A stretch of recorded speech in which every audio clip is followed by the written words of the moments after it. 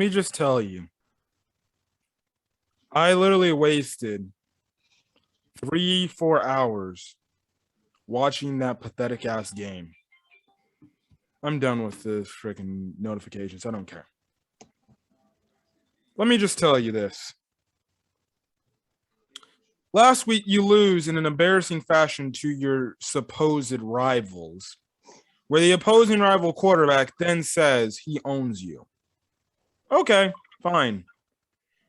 You would think a team, it don't matter what team it is, any opposing fucking team. Matter of fact, if the Patriots were to get freaking owned by the, I guess, New York Jets for just as hypothetical, you know what I'm saying. Just, yeah, a made up reason. If they were getting owned by the Jets for the next decade, and you had Zach Wilson saying he owned the Patriots, I think everybody in that Patriots locker room would absolutely not come out and give a pathetic effort the next game out. Would you agree? I hope not. That's what the Bears did.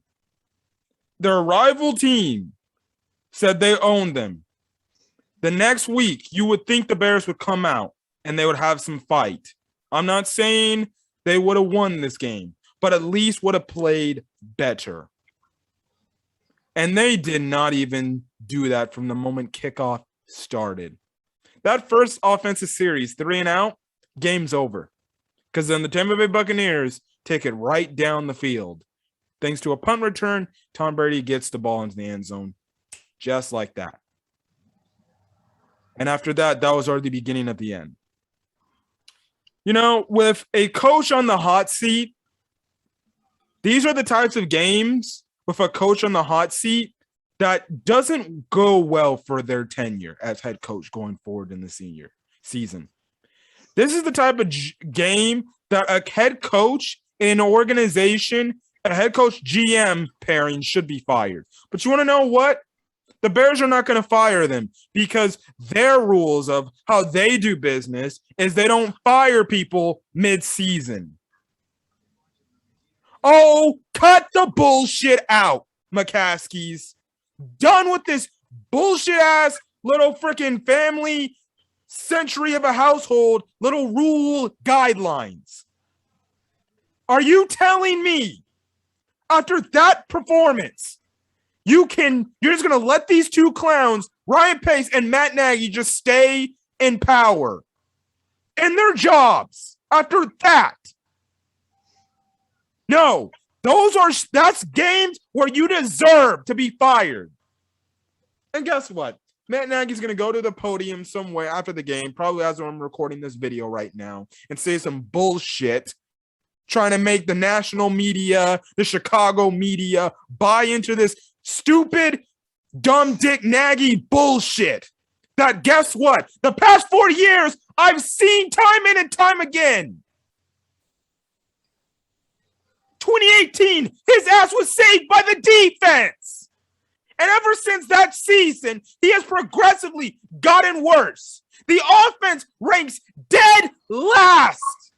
And I'm afraid that they're going to ruin Justin Fields.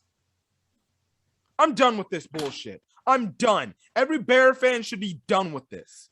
And if Matt Nagy and Ryan Pace are not fired by the end of the night, then guess what? There should be fucking mobs at Hallis Hall in the morning. Freaking by any damn fan of this team proclaiming they need to be fired. Because that's unacceptable. That's an unacceptable performance. To come out like that and you get not only ran around circles, you just get your asses handed to you. And the Bears on defense and the Bears on offense didn't even want to fight back. If the Bears don't kick the field goal, you know what the score is? 38-0. Honestly, I would have preferred that. Because it goes to show you that your offense stinks. I'm done with this crap. Anything you want to say? No, I mean, I think you covered it all right there. I mean, wasn't a good performance by the Bears, and Bucs played pretty well. The Bucs didn't even really have to play well. They were toying with them. They could have ran up the score so many damn times. This game easily could have been a 50-0 game, a 53 game. The Buccaneers just didn't put touchdowns in the end zone their last couple of offensive drives. Yeah, well, a few of them I'm pretty sure Blaine Gabbert was in. So. Well, Blaine Gabbert was in that last drive, and they didn't do anything. But the last two drives Brady played.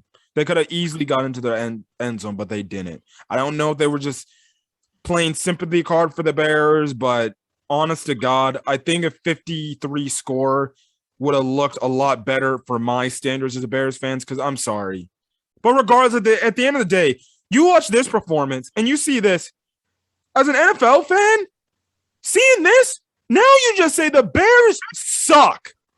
Like, my God, we're saying the freaking Jaguars and the freaking Jets might be the worst team in the league. The Houston Texans, there might be a conversation to be made. The Bears might be the worst team in the 21st century. They might actually be the worst team of all time. This team. Take it easy now. No. This team could not beat the 0-16 fucking Browns and the 0-16 Lions. Take it easy. This team is the worst team in the NFL as of today. There is one bright spot for the Bears. Herbert did have another 100-yard rushing game, which is good. That's the only bright spot. After that, what do you take away? The defense let 38 points be dropped on their head from the jump. Offense, They absolutely sucked.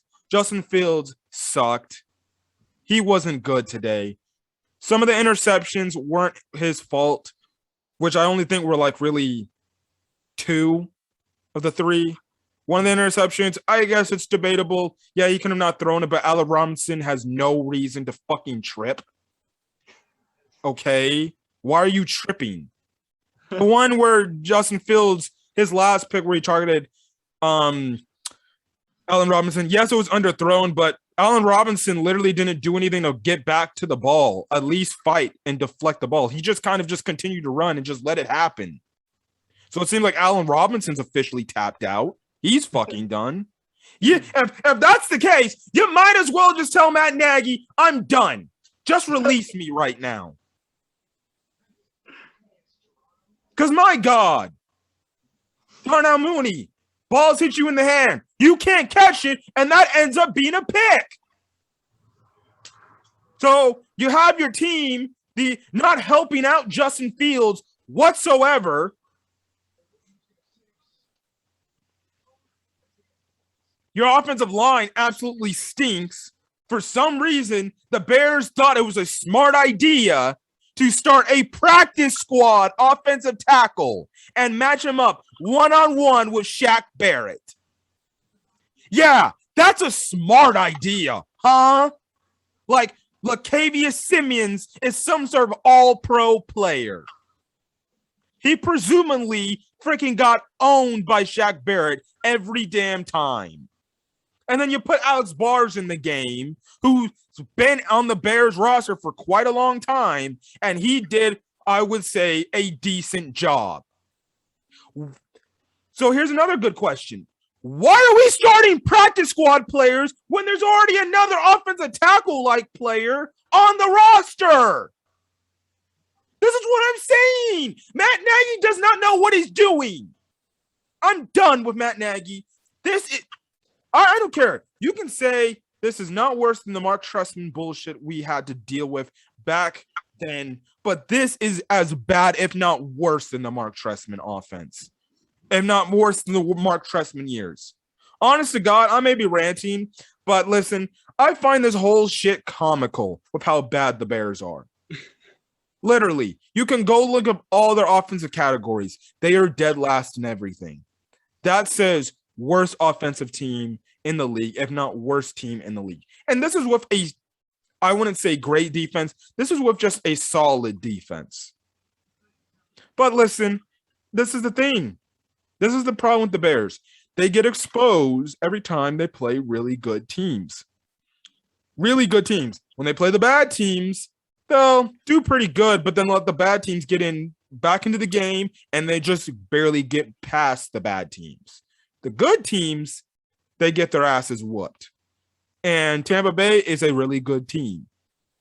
What happened? They got their butts kicked easily. Tom Brady got his revenge, which I figured was going to happen. I wasn't shocked the Bears lost this game. I had the Bears losing going into this game. It was just, how were they going to lose? And the moment from the first jump go, I'm like, this game's going to be freaking a blowout. And it was. It was. And the bad part is, it was embarrassing. You can go on. No, I mean, I expected them to lose too. I definitely had Tampa Bay win this game. I mean, I think the score also doesn't show how bad it was. Like you said, I think they could have scored more, but I also think that the Bears coaching staff and the Bears players did not help out Justin Fields, like you said, in any way. Yeah. And that I don't think they're gonna ruin his career. Honestly, I don't think that's gonna happen. But they need to get a new regiment in there. Yeah. And this is the bad part. See, this is the bad part. Justin Fields is stuck in a hard place now because you have to deal with the incompetence of your head coach and your organization not putting you in the best positions. And you don't have good enough players to bail you out and help you out as a young rookie quarterback. He doesn't. So it's like, well, when you get a new head coach in, they have to do a good job from the jump where they don't break him. Because I'm sorry, Matt Nagy comes back, you can just say Justin Fields is going to be broken. I'll give Fields one good year with one good coordinator. And if there's progression and there's growth, then I'll be like, okay, he's going to be on track. But right here, with what Matt Nagy's doing, it's going to break him. And he's going to be another failed quarterback pick. And Matt Nagy will be single-handedly responsible for ruining probably the most talented Bears draft pick at the quarterback position in its history. I don't think his career will be ruined maybe in Chicago, but he's too talented to have a ruined career. Oh, of course. Of course. I don't think his career will be ruined. I just think in Chicago will be. Of course. All I can say is this. Matt Nagy needs to go. Ryan Pace needs to go. Ryan Pace, let's start with Ryan Pace. Ryan Pace, your picks have not been good at all, other than a few hits like Roquan Smith, seemingly, obviously Justin Fields, who we expect to be a hit. That might be a thing. But other than that, he really hasn't hit much of anything else. David Montgomery was a hit. Seems like Khalil Herbert's a hit. Everything else is nothing. What has he done to improve this offensive line? Nothing. Oh, but Cam for 15, he drafted Larry Borum and Tevin Jenkins. Where are they now? Tevin Jenkins is on the damn IR because he hurt his stupid back. Why do you not go into your draft process and say, this is a very injured player? We probably should not take this guy. But you end up taking him, and now he sits out a whole year. And now you have to wonder, will these back injuries linger on for the rest of his career? Larry Borum, he gets hurt because he gets his damn ankle rolled up in week 1 because your damn head coach calls a BS stupid play that hurts him. Other than that, what has Ryan Pace done to build an offensive line for a quarterback looking to play football here? Nothing. He's giving them average play.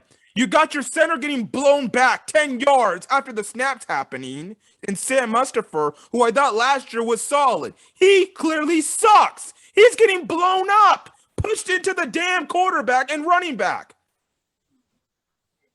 You signed a 39, damn near 40-year-old Jason Peters, who's not fast enough to go up against fast pass rushers.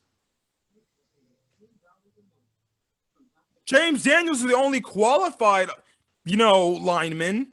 Cody Whitehair, yeah, he's nice, but he's not good. This whole offensive line is a whole problem. There's times in this game, Justin Fields literally has no time to throw. The moment he's winding up, he gets hit, the ball comes out, fumble, Buccaneers recover. What are you supposed to do about that? That's literally 1 second.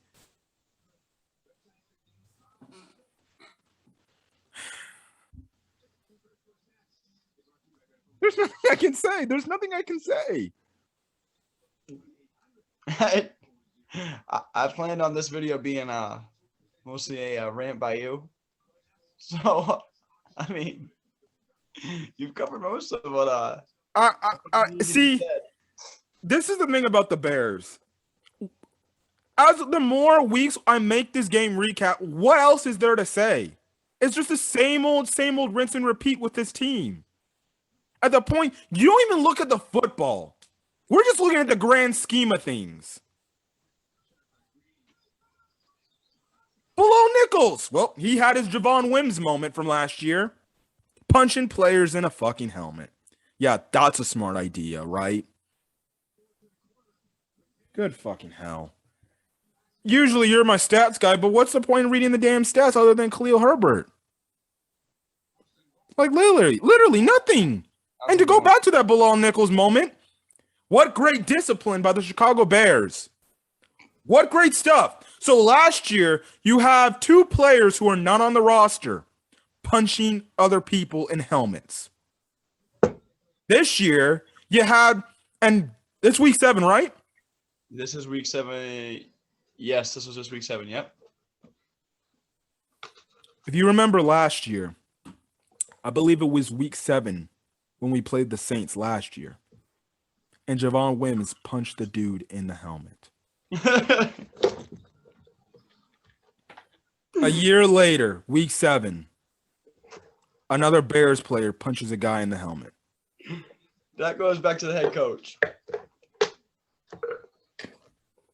So we're just gangbuster Chicago Bears now? We just punch people in the fucking helmets?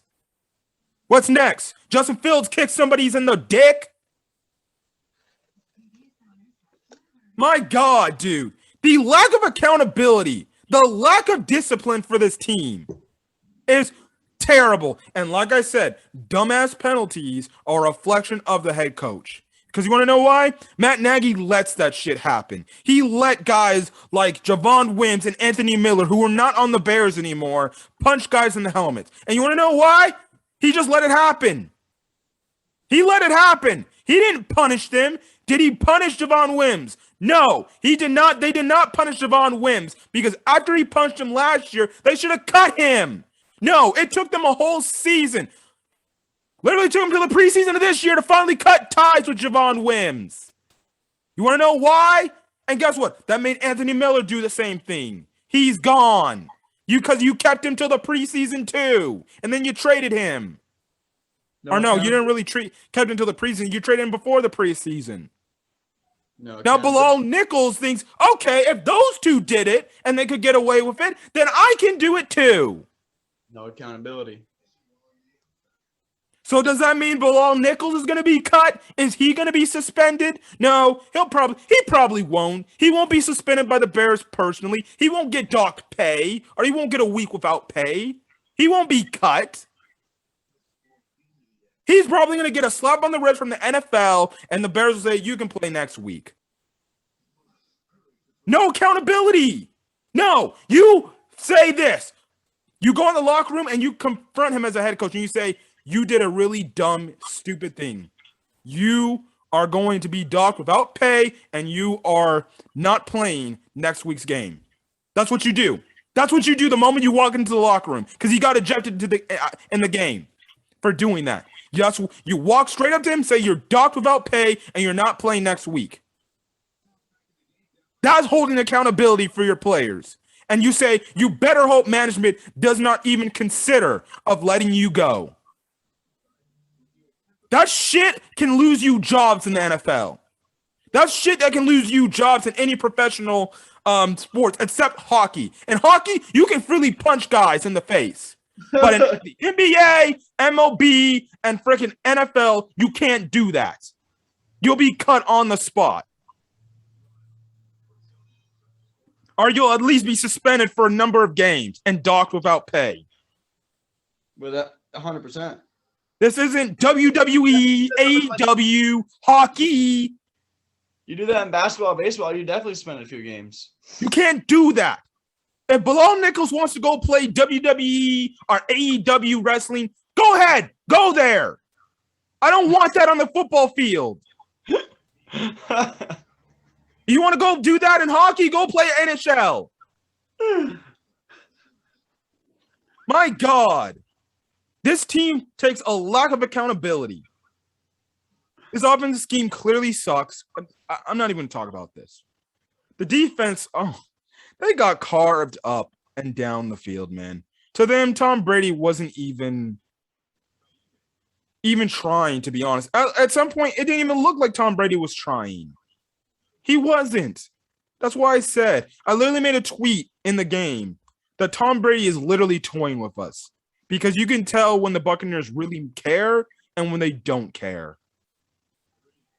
When they cared, they moved up and down the field in less than damn near almost 5 plays. And they scored a touchdown. That easy. That's how much better the talent is on Tampa Bay compared to the Bears. Now, I can understand that. The Bears have a wide gap with the talent the Tampa Bay Buccaneers have. And sometimes that's just facts with the NFL. Sometimes your talent isn't as good as the opposing team. But when it's just so bad, that's when it gets embarrassing. And the Bears defense got embarrassed. I don't care if Robert Quinn was out because of COVID and other stuff. The Bears defense should have put up a better fight than what it is. And the way the entire team played, they played like they didn't want to play for Matt Nagy anymore. They really didn't. And if you got guys punching guys in helmets, that really shows. Clearly, this team is not listening to what Matt Nagy has to say, and they don't really care. Literally, it was like, wasn't it like 35-3 at the halftime? Yeah, that's what I'm surprised. They only had 3 points in the second half.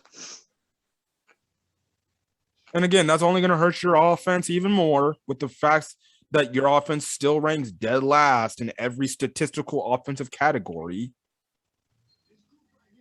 And then it's like, as a head coach, what do you go into the locker room down 35-3 at half? What do you say to those players?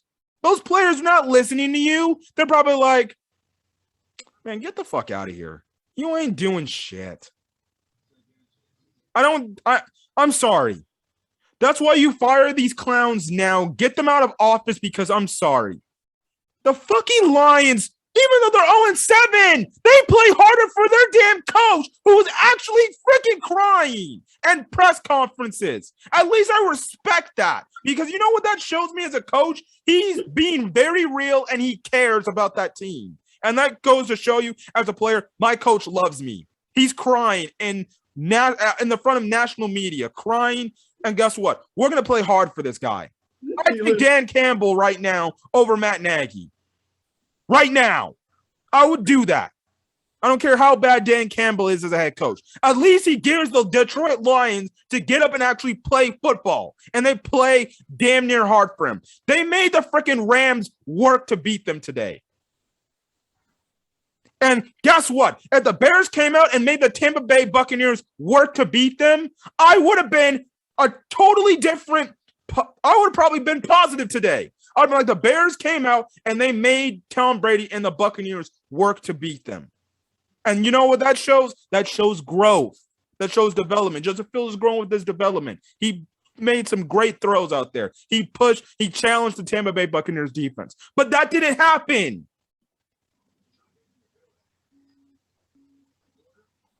These guys look anemic. These guys look like garbage. I don't care. I guarantee my boy Matt, who's a Patriots fan over there, if the Patriots sucked bad, as long as he knows they're at least competing and they're making teams work to beat him or beat them, guess what? I'm guessing he would take that.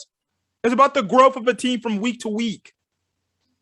No, I want to win every game. Well, I know you, but I'm just saying in the generic hyperbole.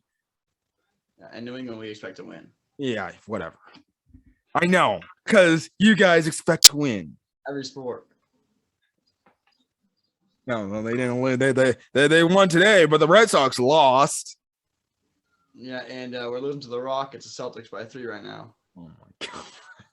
So, but the Patriots put up 54, 57? 54, because they play the lowless Jets.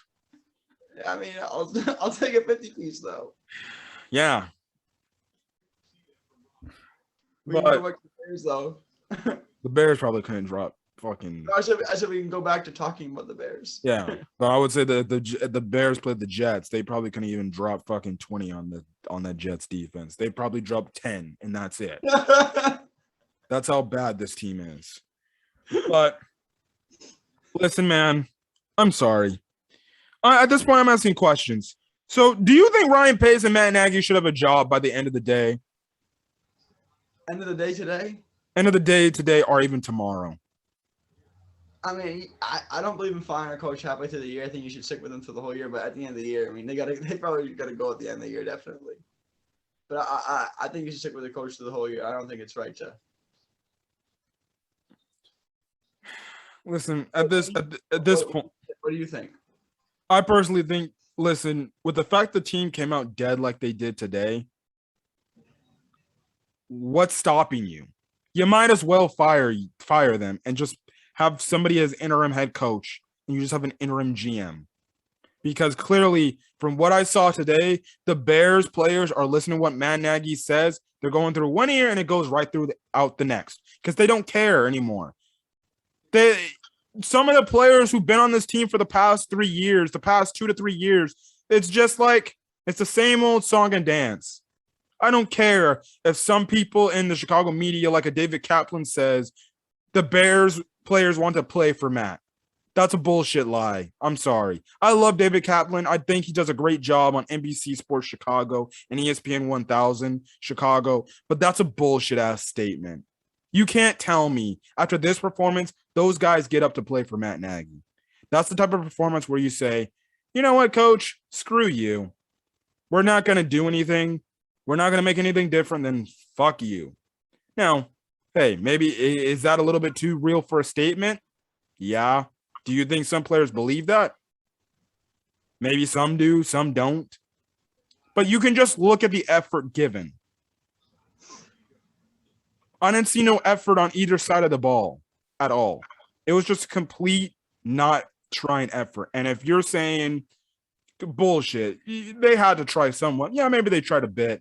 But let's be honest. To me, it didn't look like they tried. So what? Is Eddie Jackson going to pull up damn tweets from the Bears' bad years if old Bears are calling them out for that crap?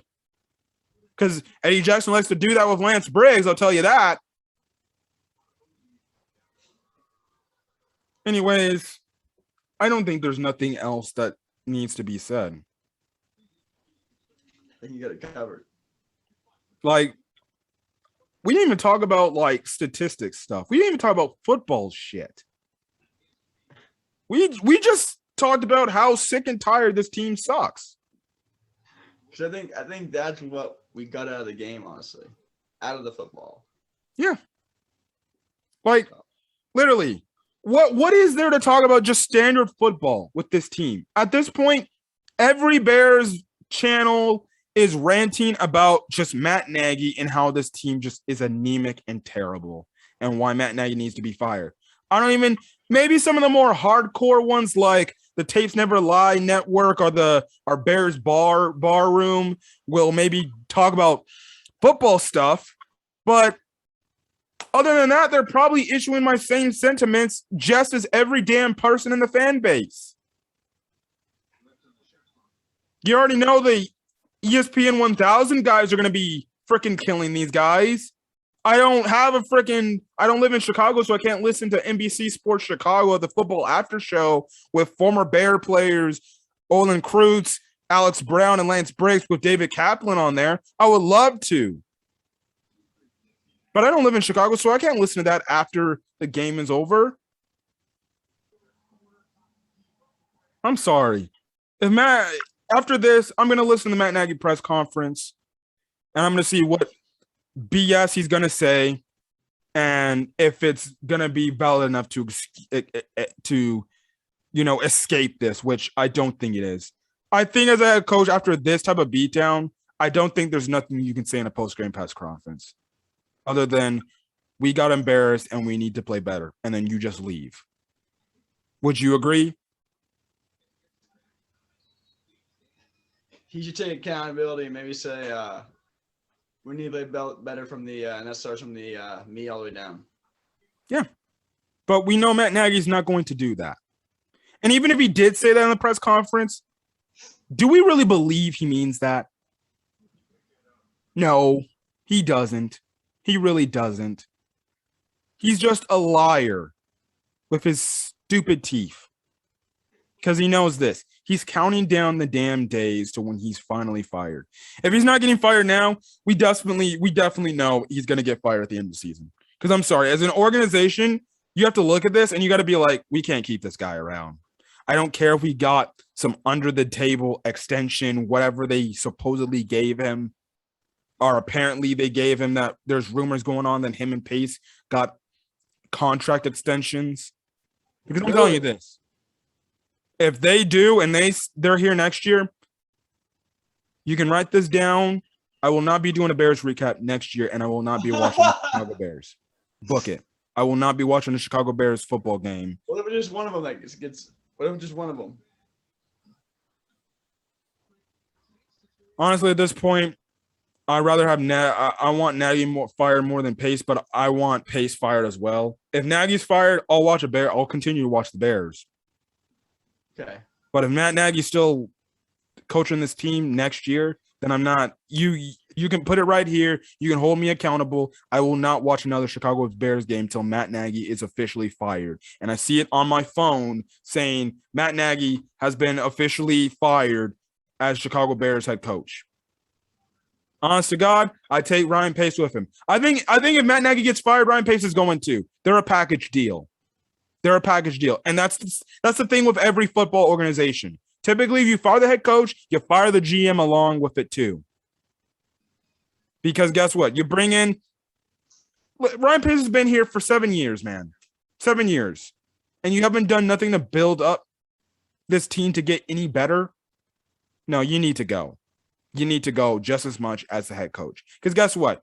You're not giving the head coach enough good talent to make him look good. So guess what? It kind of hand in hand falls on both of your shoulders. So Ryan Pace should be fired, and hope to God that the McCaskies actually sign and get a football head up in there, because they don't know football. They just know business. That's why I say this. Maybe me and my boy over here are sports management majors. I graduated with a bachelor's in sports management. Here's what I would do running the Chicago Bears. Okay, you want business? Then here's what we're going to do. We're going to split two things into the Chicago Bears organization. There's going to be a side of business operations where only the business side of things for the Bears happen. We'll work on the whole new stadium. We hope to get some down in the future, and any terms of business stuff with finances and types of stuff with the Bears. And guess what? You can move old ass Ted Phillips over to business operations and be the president of business operations. Is that player contracts involved in that? No. Okay. Then you have another side of the organization where it's football operations, where you have a new president of football operations, a new GM that then hires the coach. And guess what? Those are football people. Would you ever consider hiring a GM coach like Bill Belichick is? He's the GM and the coach. I would keep it separate. You have the president, then you have the GM, then you have a head coach. It makes things more organized so everybody's on page with each other. President and owner, they're different? President and owner, I would say, are different. The owner hires the presidents. And then the president hires a GM and the GM hires a coach? Yes. But in this case, while the Bears would break it up, they have a president of business operations. Your business operation could be old-ass Ted Phillips, who's been there since damn near 1999. He's been the Bears president, the team president, since 1999. Wow. That's why the hires for the Bears in terms of GMs and coaches have not been good, other than a few hits like a Lovie Smith. And, maybe Phil Emery sometime. Not Phil Emery. I forgot. Jerry Angelo.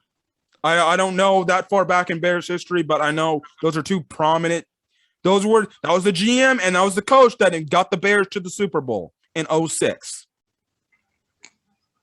Ted Phillips hasn't been able to hire those types of guys in those positions good. And David Kaplan always says this. He always brings up the story how Chris Ballard interviewed for the Bears GM job. And he said the first thing if you hire me is I'm getting rid of Jay Cutler. And guess what the Bears said? Okay, fine. You can go. That's how anemic the Bears management think they know football. At that time, Jay Cutler was a no-go, and you had to let Jay Cutler go. But no, they turned away what I would say a solid GM that the Colts have, and they go take somebody else, who was Ryan Pace.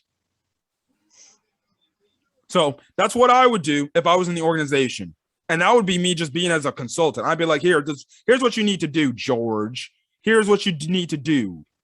Split the organization up into two different freaking operations, business side of things and football. Football only worries about the football. You want to be in the business, stay in the business and deal with the financials. You have nothing to deal with the football stuff other than sit up in the press box and watch the team. Regardless, at the end of the day, somebody's going to have to hire a president at first. So whoever the new president wants to be would have to hopefully be a good football mind. And then when they're interviewing, they're going to say, listen, I have a plan of what to do, and it will not interact in the business side of things of football. Honestly, at this point, for the Bears' sake, maybe splitting into two different operations might be better for them. A business side of things and a football side of things. So then things run more efficient. I don't see what the problem there is there. I don't see what the problem is if you go that strategy. That's honestly smart. And this is me as a 22-year-old freaking kid saying that. 22 years old, and I can probably figure out this situation better than the Bears. And that just starts with this. Separating two operations, business and football. Clearly, because the people up top don't know football really well. Hear that, Bears? Other than that, hey, I don't care. George McCaskey would probably send me a fucking letter in the mail saying, well, thank you for your input. Your input for what we should do.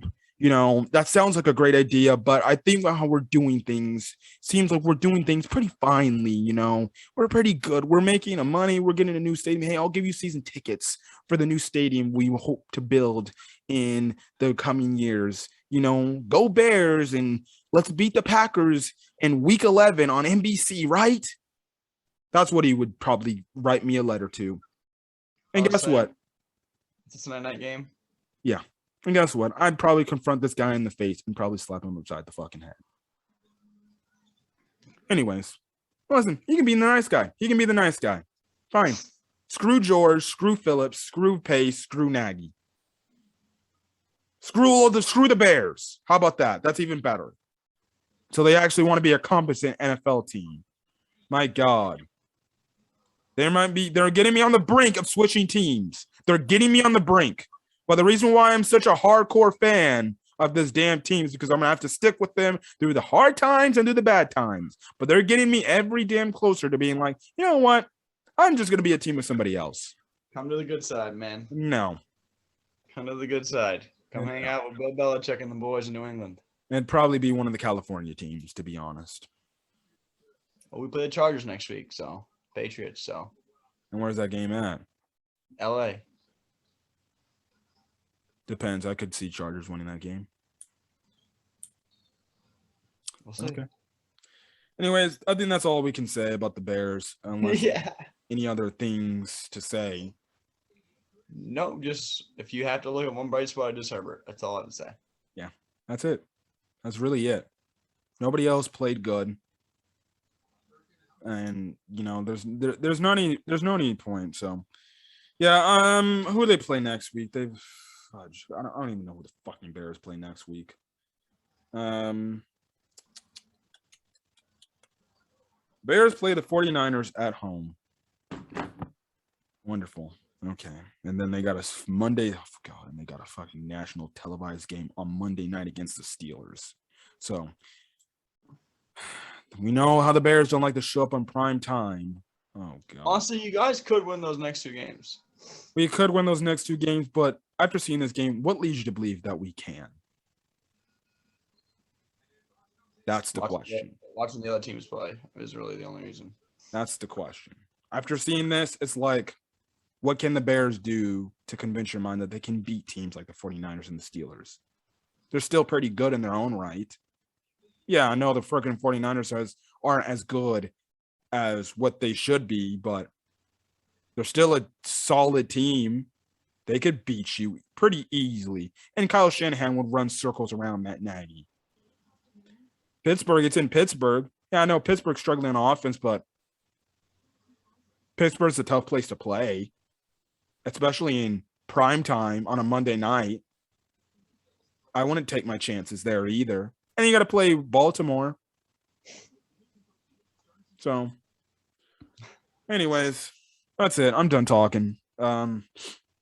This is my co-host again, Matt Swarmstead. I know he's a private Twitter account, but you can follow him at MattyIce972 on Twitter. As for me, again, Game15, if you like this video, leave a like, put in the comment section your thoughts on the Bears and how tired and sick and tired of them you are of them, as well as hit the subscribe button if you want to get more Chicago Bears content, or follow me on Twitter at Cameron D. Winfrey. Other than that, I'm gonna get out of here. We'll be back next week to talk about the recap of the Chicago Bears to see if they do any better against the 49ers than they could have done in any damn game. And like I said, here comes the losing streak.